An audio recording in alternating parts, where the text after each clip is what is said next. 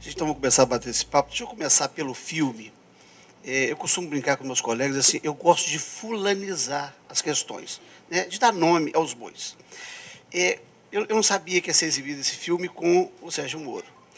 Eu sou de uma cidade mineira, né, de Carangola, que foi uma cidade muito importante no período da República do Café com Leite.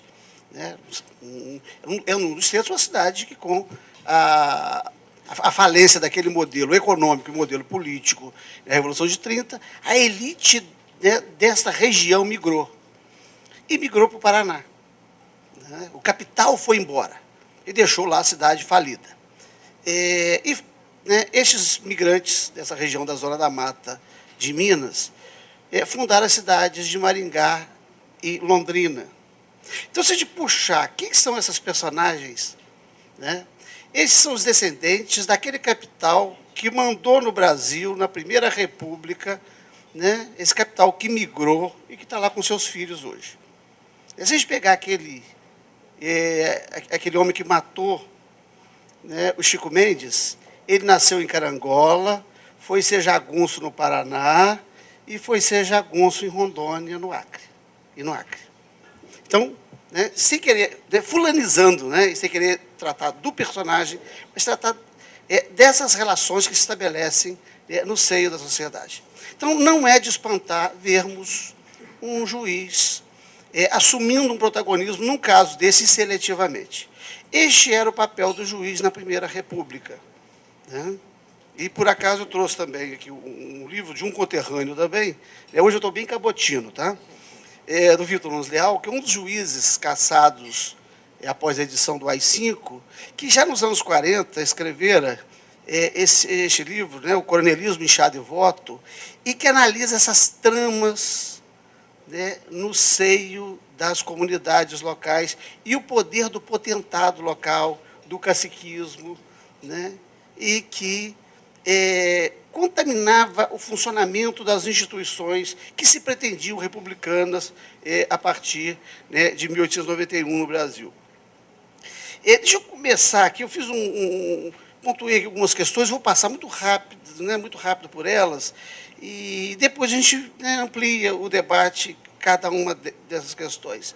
A primeira que a gente vai falar de judiciário, e a gente, não raro, a gente vai falar de judiciário e justiça. Né? Falar do que é o judiciário, como ele funciona, não é tão difícil. Agora, falar do que é justiça, né, já fica um negócio um pouquinho mais complicado. E aí nós, né, tem um pensador, um jurista do século XX, Hans Kelsen, que hoje, né, está meio afastado do mundo do direito, neste momento de politização, né, da justiça, de judicialização da política. E numa das obras dele, assim, O que é Justiça, ele remete a Platão, assim, esse homem deu a sua obra pela justiça. E fala de Cristo. Né, fala assim, este homem deu a sua vida pela justiça.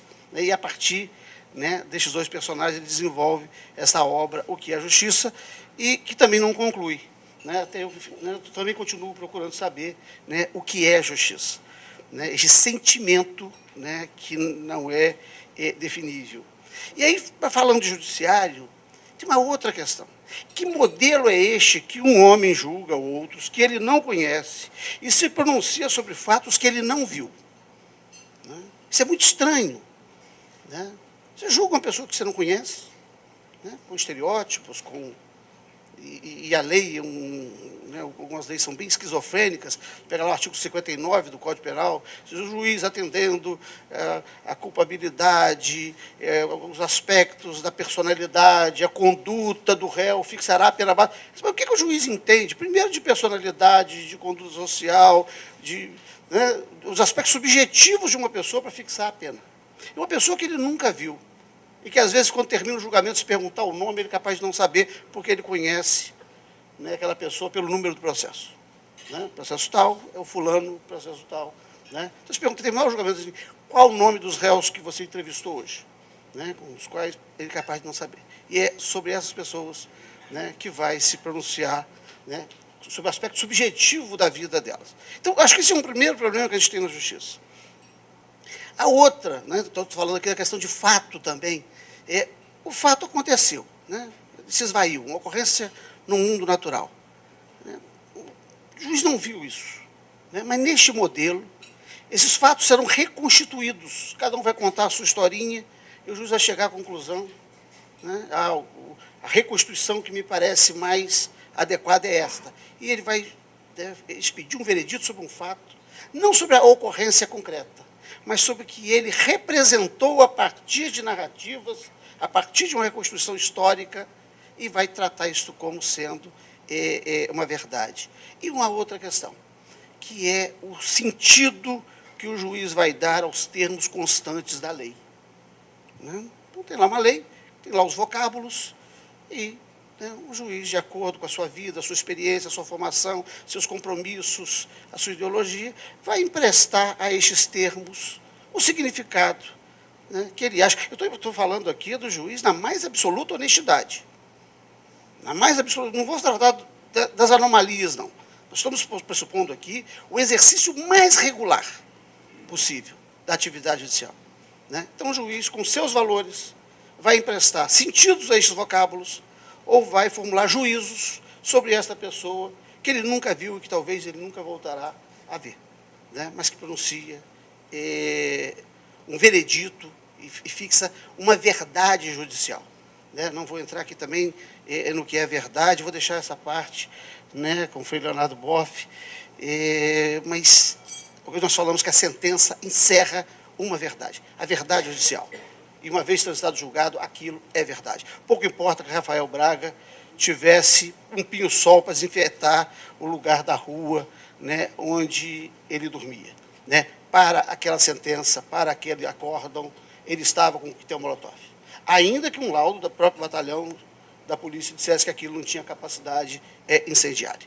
Né? Mas a sentença e o acórdão, né, disseram que aquilo tinha capacidade incendiária e, portanto, né, pinho-sol pega fogo, né, naquele processo, no âmbito, né, daquele pronunciamento. Esse tema, né, judiciário, protagonista ou imparcial, nos remete a algumas outras coisinhas. A primeira é a visão histórica de juiz. No Império, né, a gente vai lá a Petrópolis e vê as cadeiras, né, do Império, tem um dragão no topo, e os pés das cadeiras têm leões, ou o espaldar. Né? O leão é o símbolo do imperador, né, o símbolo do império. E o leão, os dragões, é o símbolo do imperador, o símbolo do império. Os leões são o símbolo da justiça. Né? E se dizia que os juízes são leões, né, a expressão da força, aos pés do trono.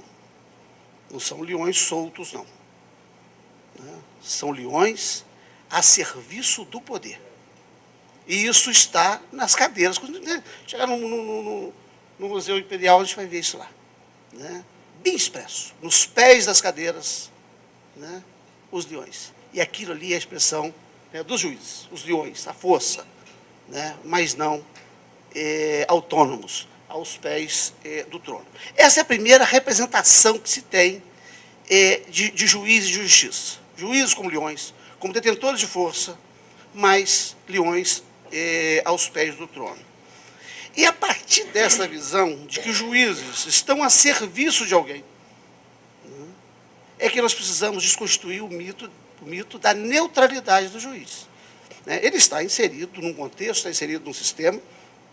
Né? Então, esse sistema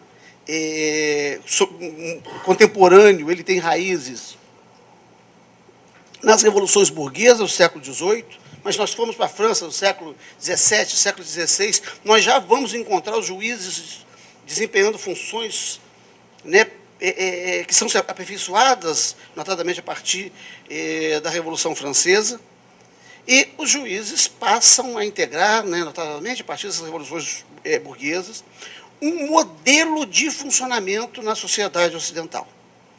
Né? Os juízes, os juristas, até os advogados, a comunidade jurídica passa a ocupar um espaço particular dentro das instituições a partir das revoluções burguesas. Não é sem razão que nos membros da Convenção, logo após a Revolução Francesa, tinha um único operário, um único, né, trabalhador. Tinha alguns poucos, né, burgueses, e mais de 90% eram juristas. Então, o sistema que nós temos, esse modelo de constituição que nós temos, o modelo, né, de tripartição dos poderes, Montesquieu nunca falou isso, separação de poderes, ele dizia que a mesma pessoa não podia estar encarregada de todas as coisas. Né? Então, um Sérgio Moro não pode investigar e julgar, porque quem investiga, quem julga, julga. Né? É isso que Montesquieu disse, que as mesmas funções diversas não podem estar encerradas nas mãos das mesmas pessoas, porque elas vão confundir os papéis. Então, Montesquieu já não falou de separação de poderes, que não existe na Europa. Né? Isso é uma criação dos Estados Unidos e que nós copiamos com muito mais deformação. Né? E aí traz essa questão, né, que você nos coloca do juiz que termina a faculdade, né, se tranca num quarto, estuda 2 anos ou 3 anos, passa num concurso, pronto. Né? Vai para uma comarca de interior, né? E é o juiz de fora que vai ordenar as relações de dentro. Essa figura também é uma figura histórica no Brasil que vale a pena ser tocada. E vitaliciamente, né, com um poder quase sem controle. Então, nós vamos ter este modelo de funcionamento desses juízes a serviço, né, de uma classe, a serviço de um projeto. E esse projeto é muito recente. Né? Não foi sempre assim. Esse projeto é muito recente. Os juízes desempenhando este tipo de papel. Então, o juiz no nosso sistema, ele é talhado para a defesa da ordem. Né? E, neste contexto, né, nós vamos ter os juízes longe das relações estabelecidas fora do mundo do capital. Né? O mundo do juiz é um mundo do capital. Quando Oliveira Viana pensou um lugar para dirimir os conflitos do capital e trabalho, né, no Brasil da década de 40, ele disse, não pode ser a justiça. Tem que ser aqui no Ministério do Trabalho. Não pode ter uma justiça para fazer isso. Nós não podemos politizar a relação capital e trabalho. Isso tem que ser tentado, conciliação. Então, vamos criar no Ministério do Trabalho juntas de conciliação e depois de arbitragem, né, de julgamento, por um técnico do Ministério do Trabalho. Então, isso está bem escrito, está bem documentado na história do Brasil, senão podemos, se pensava que não se poderia judicializar essa questão. Né? Então, até 1946, nós não temos uma justiça do trabalho. É a Constituição de 46 que cria a justiça do trabalho, que transforma as juntas de conciliação e julgamento em justiça do trabalho, ainda que funcionando dentro do Ministério do Trabalho. Até hoje as pessoas falam, né, eu vou ao Ministério do Trabalho buscar os meus direitos. Né? Desde 46, a Justiça do Trabalho, né, ganhou um novo papel. Então, nós temos a questão da neutralidade, então, este é um mito que nós precisamos prontamente afastar, e temos uma outra questão, que é a da imparcialidade. Né? Então, uma pessoa pode não ser neutra, mas pode buscar ser imparcial. Né? Porque a imparcialidade, a parcialidade é a tomada de partido, é a manifestação de interesses pelo resultado da demanda. Né? Eu não poderia arbitrar um jogo do América, né? Um torcedor do América como eu, né? Não, América do Rio de Janeiro. Né? Um torcedor do América como eu, né, ia ver falta, pênalti, toda hora que estivesse jogando com o Flamengo. Nós íamos sair de lá com 7-1, né, se eu arbitrasse um jogo. Claro, eu sou parcial. Né? Em se tratando do América, eu sou parcial. Eu tenho interesse no resultado, né, dos embates, né, nos quais ele, né, se mete. Então, essa é a questão da imparcialidade. Né? O parcial é aquele que tem partido, aquele que tem lado, aquele que tem interesse no resultado da demanda. Né? E a parcialidade, em alguns casos, ela é boa também. Né? A gente joga claramente. Né? Olha, eu sou parcial. Nós, na Associação Juízes para a Democracia, costumamos dizer que nós temos lado. Né? Falar de reforma agrária, nós temos lado. Né? Anualmente nós visitamos lá a Escola Nacional Florestan Fernandes. Né? Vocês foram lá? Fomos, nós temos lado. Né? Eu não fui à convenção da FETranspor. Né? Eu não fui visitar a feira de segurança outro dia ali. Eu não fui, né? Mas eu estive lá, eu estive outro dia nas escolas ocupadas, né? quando da desocupação lá da favela 8 Elemar, a gente estava lá com o pessoal, com os abrigados, então nós temos lado. Neste sentido, não na hora do julgamento. Né? E neste caso da visita às escolas que estão ocupadas, os nossos colegas da JD, se quem puder vir a julgar uma causa, por favor, não se pronuncia e não compareça. Né? Então, eu fui porque nenhuma dessas causas poderão cair na minha mão. Eu hoje componho uma Câmara de Relação de Consumo no Tribunal de Justiça. Portanto, eu não serei chamado a decidir uma questão envolvendo a ocupação das escolas. Então, eu posso ter lado. Né? Mas se eu fosse visitar as escolas, se eu conversasse com os meninos, me solidarizasse com eles, estivesse com eles, eu não poderia depois vir a ser juiz da causa. Porque, efetivamente, né, a minha imparcialidade estaria comprometida. Eu acho até que o ministro Gilmar Mendes não poderia almoçar, né, com aquelas pessoas que ele almoçou e depois decidir a favor delas. Né? Eu não sei o que as pessoas falaram para ele, né, mas, às vezes, um simples gesto já contamina, né, o nosso pensamento, já nos direciona para um sentido, e às vezes até inconscientemente. Não vou aqui esculhambar o ministro Gilmar Mendes, não, porque eu sou João Batista, que tem batistia. Eu sou João Batista, e eu conheço a história de um João Batista que separaram a cabeça dele do corpo. E eu quero a minha cabeça colada no meu corpo. Então, não vou dizer... Não, eu quero que permaneça. Então, não vou aqui, né, nem, né, tratar dessa, né, de que ele possa ter dolosamente se encontrado e articulado alguma coisa. Tá? Mas já não deveria. Se vai decidir alguma coisa de alguém, para manter a imparcialidade, né, não deveria manter esses encontros. Então, a questão é a seguinte: se é possível ser protagonista e neutro ou imparcial. Né? A gente tem um judiciário...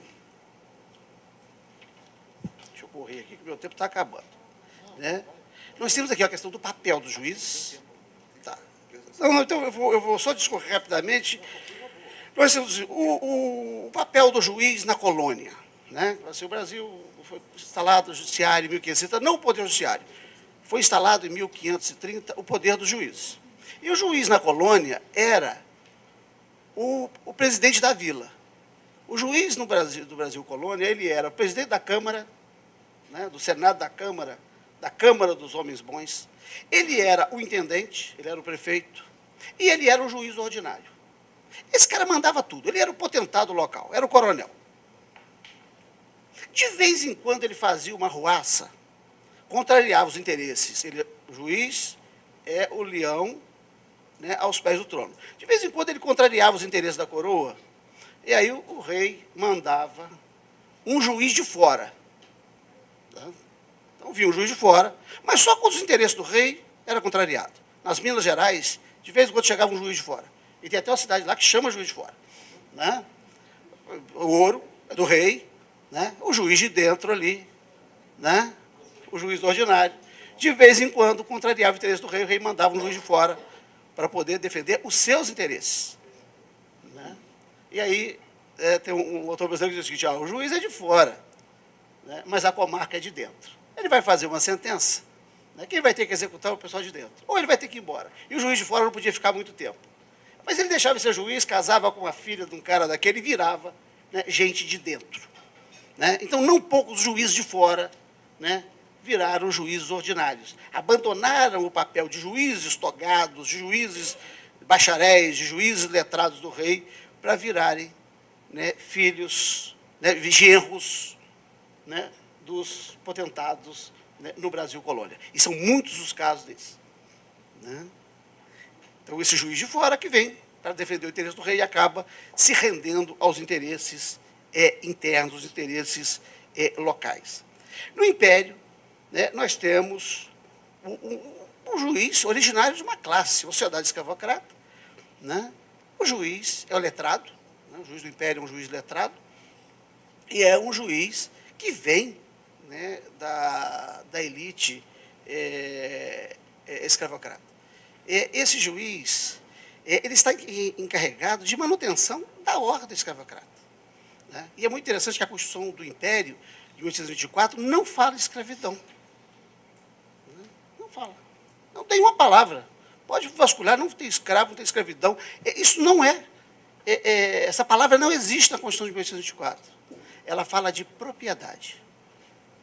E a ideia de escravizar pessoas, transformá-las em mercadoria, é uma construção dos juristas.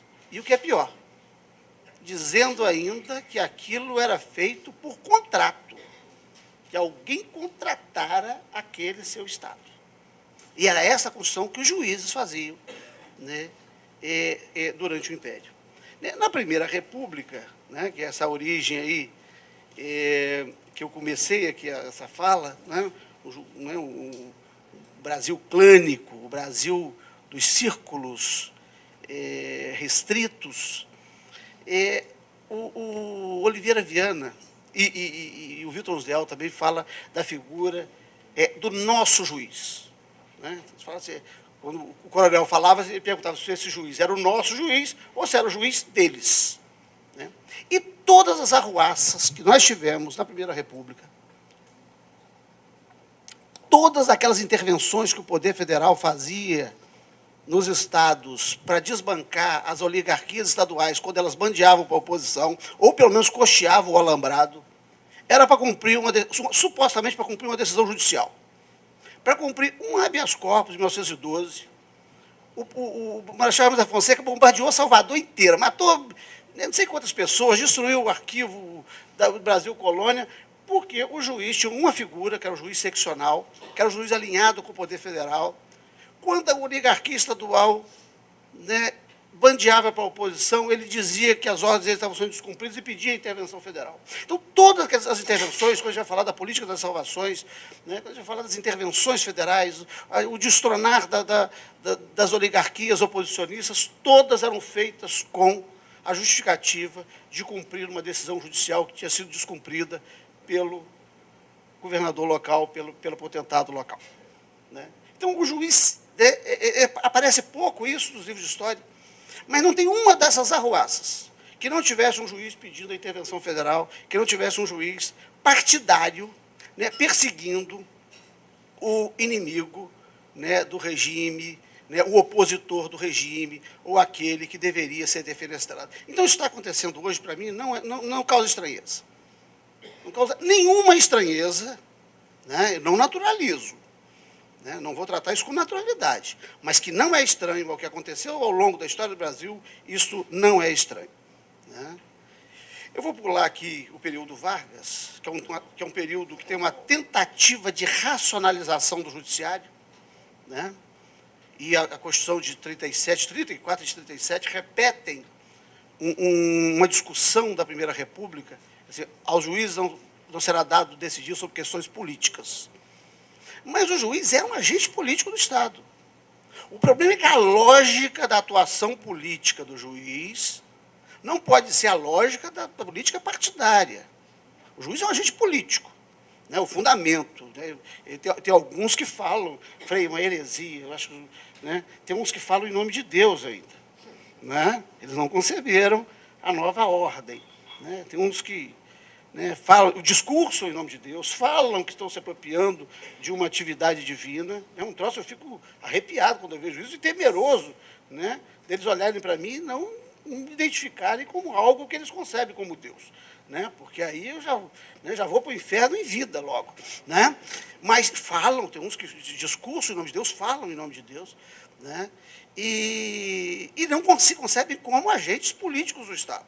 O problema é o seguinte, a atividade do juiz é atividade política, não é divina, não está fundada no poder tradicional, é político, né? Decorre dessa convencionalidade, né, que são as leis.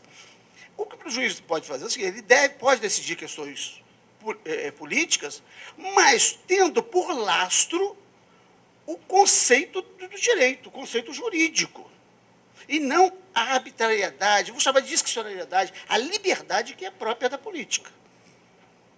Então, o juiz decide com base no alegado do provado, né, com os parâmetros do direito. E a ideia de que o juiz não pode decidir questões políticas vinha da Primeira República, e o Rui Barbosa se batia muito com isso, que é o seguinte, quando você reclamava do coronel, eu disse, não, isso é questão política, eu não posso botar a mão. Então, quando era, né, diante de uma arbitrariedade, diante da opressão, praticado pelo poder, o juiz tirava a mão do negócio assim, aqui eu aplico a objeção do caso político, essa questão é política, eu não vou botar a mão. E, ao mesmo tempo, quando ele tirava a mão do processo, por considerá-lo político, ele, na verdade, ele referendava a arbitrariedade. E o Rui Barbosa ia para os tribunais, tentava convencer os tribunais de que a questão, embora praticada por um agente político, por um prefeito, por um governador, pelo presidente da República, não era uma questão para ser analisada do ponto de vista da política, mas de acordo com as leis. E o Rui impetra um habeas corpus, no caso da revolta da Armada, impetra um habeas corpus, os ministros. Eu não vou botar a mão nisso, isso é questão política. Né? E aí o Floriano falou assim, se o Supremo definir... E os ministros aceitaram apreciar o habeas corpus.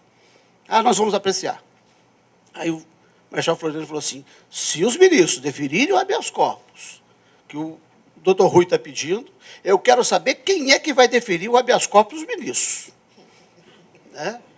Isso volta a acontecer aqui neste prédio ao lado, em 1955, quando o ministro Nelson Hungria, num habeas corpus impetrado pelo Café Filho, que queria voltar à presidência para dar o golpe, né? Os mesmos interesses, petrolíferas, as petrolíferas norte-americanas, estadunidenses, o Globo, né? Que era o Roberto Marinho, né? Os tenentes, né? Que vinham caminhando desde 22, primeiro com o Irineu Marinho, depois com o Roberto Marinho. Né? O Café Filho impetra um habeas corpus, e aí o ministro Celso Grilo falou assim, eu não vou deferir liminar contra o Exército. Está lá no voto dele, esse voto está no site do Supremo, dá uma olhada lá, julgamentos históricos, né? Esse julgamento, né, de novembro de 1955, textualmente o ministro Nelson Grilo dizendo, eu não vou deferir liminar contra o Exército. Então, nós temos aí um processo de politização, quando se tira a mão, naquele caso ali, tinha, a conjuntura era outra, e quando eu falo desse voto, o pessoal assim, mas o ministro realmente fez muito bem, porque se o Café Filho tivesse assumido, ele teria propiciado o golpe. Né? E aí, a razão, mas aí, essa é politização.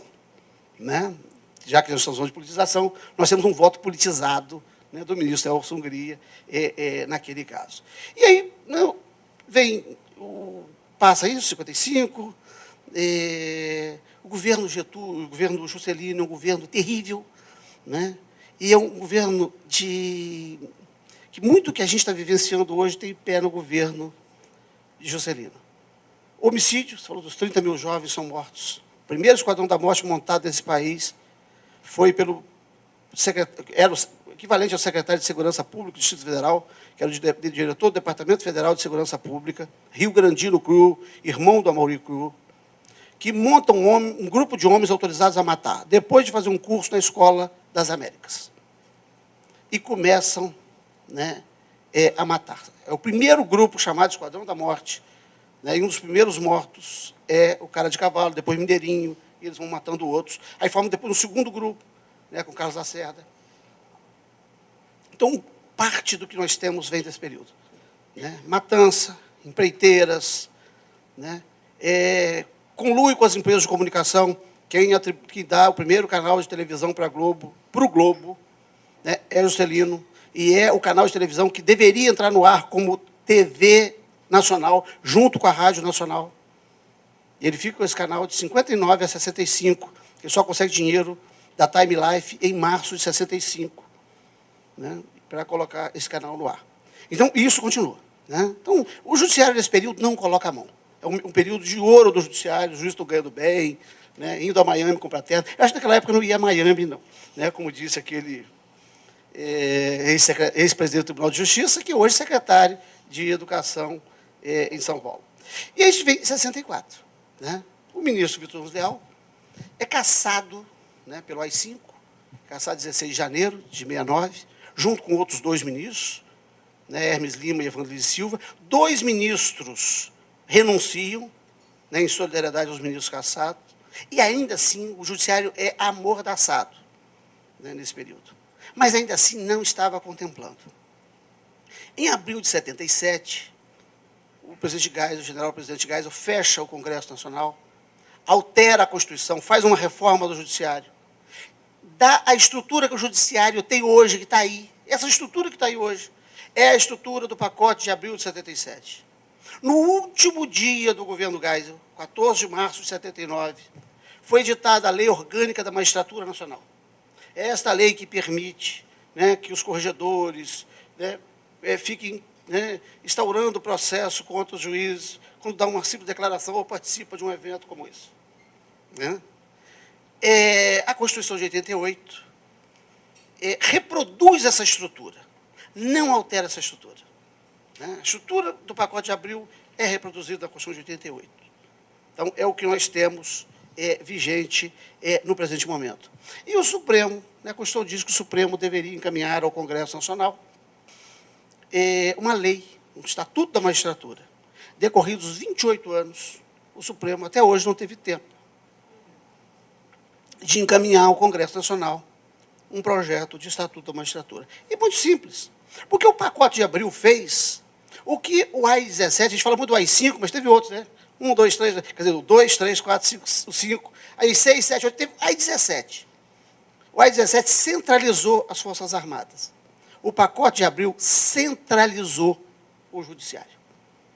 E assim, se o judiciário está centralizado, né, para que eles vão mandar um projeto de lei ao Congresso Nacional para descentralizar, para democratizar, né, para tornar mais republicano, né, um poder, né, que lhes serve, né, e que os deixa muito contentes no papel que estão desempenhando. Então, há 28 anos, né, não se encaminhou, né, não se encaminha o projeto de Estatuto da Magistratura ao Congresso Nacional, e que é interessante, é privativo do Supremo.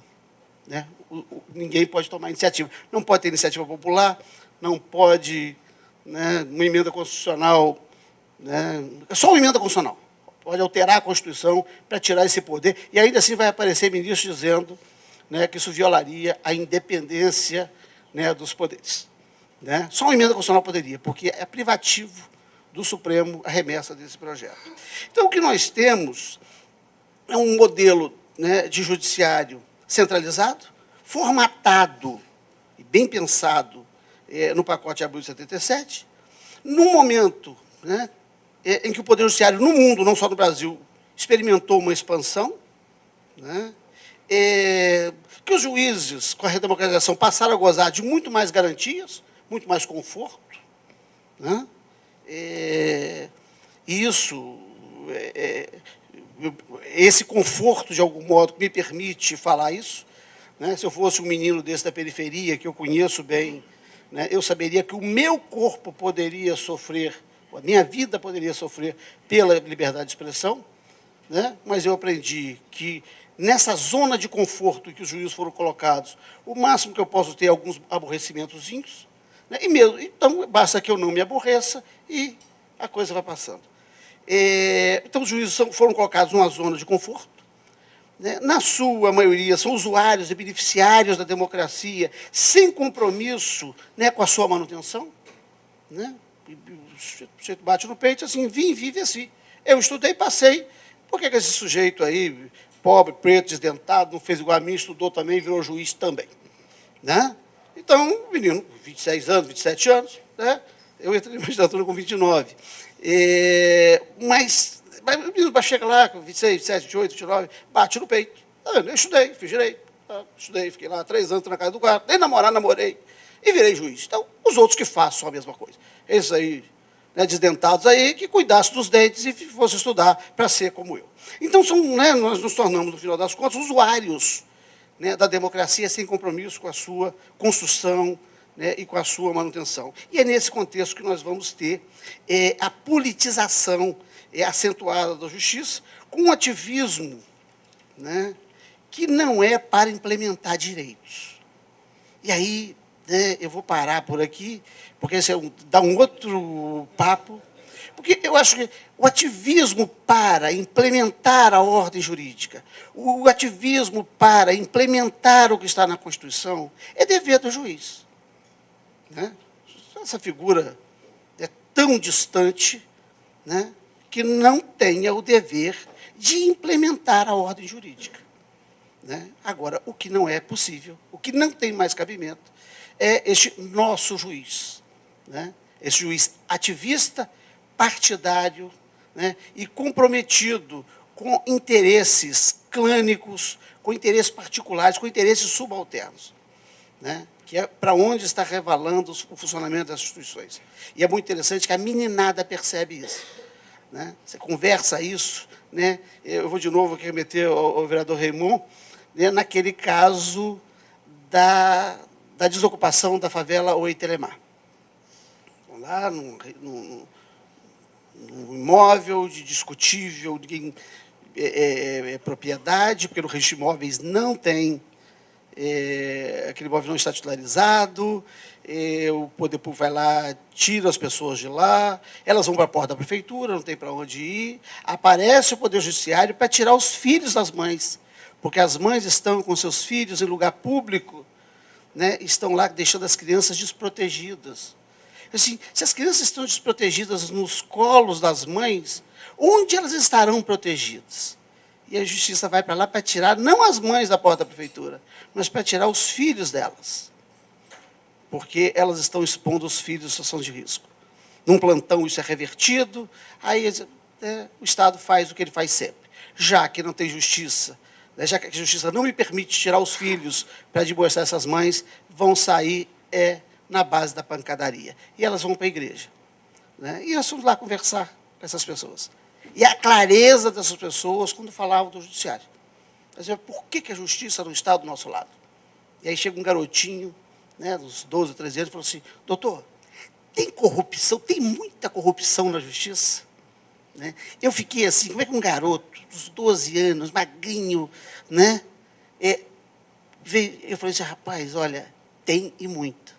Mas também tem um outro lado muito bom. E estabeleci com ele, entabulei com ele uma conversa, e eu fiquei assim, a clareza daquele garoto, né, que clama por justiça e que vê que esta ordem está corrompida, que esta ordem não lhe está prestando.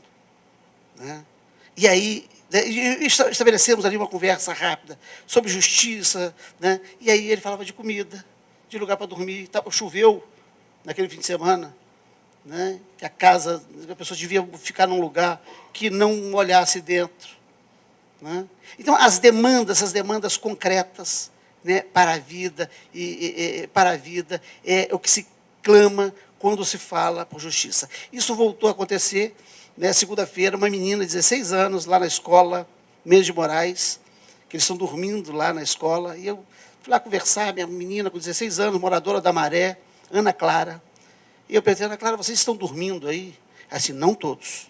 Eu digo, não, por quê? Só os que já completaram 18 anos. Porque se quem tem menos de 18 anos dormir aqui, a justiça vem aqui, o Conselho Tutelar, o Juizado da Infância, e nos cria problemas. Né? Então, a clareza desses meninos que tem que viver, né, buscando justiça e se defendendo do aparato do sistema de justiça que mais cria problema do que ajuda, do que resolve os problemas. Tá bom? Vou parar por aqui, que senão eu também quero ouvir o Frei.